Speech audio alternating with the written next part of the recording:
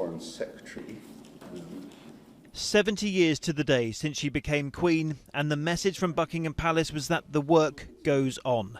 The new footage, released today but filmed earlier in the week, has the Queen still attending to and signing papers from her famous red box, alongside her private secretary. It's really nice comments, including one from President Biden. Oh, that's very kind, isn't it? Behind the Queen, a photograph of her father, George VI, who died today in 1952, and also a photo of her mother, the last Queen Consort to a king. And the next Queen Consort to a king will be Camilla. That surprise wish on what's been a long debated and often contested issue was made by the monarch in her Accession Day message, one which she signed with "Your servant Elizabeth R."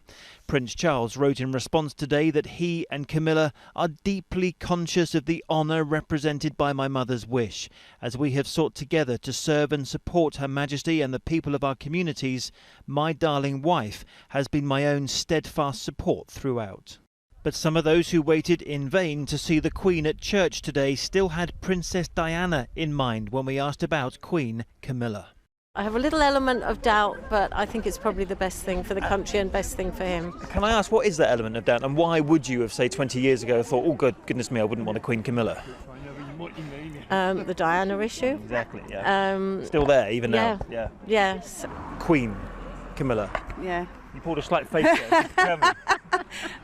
Well, I think it will happen, and I think, she'll be good, I think, but obviously we still all miss Diana, don't we? And I think what she said about Prince Philip, that he's been her strength and stay, and he's helped her through her reign, then she wants the same for her son.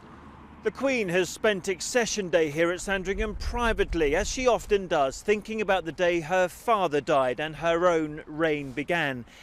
But this is also the first Accession Day she spent without Prince Philip, and that explains in part why she has been talking a lot recently about the future, about a time when the crown passes to her son. At the start of an historic Platinum Jubilee year, this Queen is increasingly focused on what comes next and how she can make that transition as smooth as possible. Chris Ship, ITV News.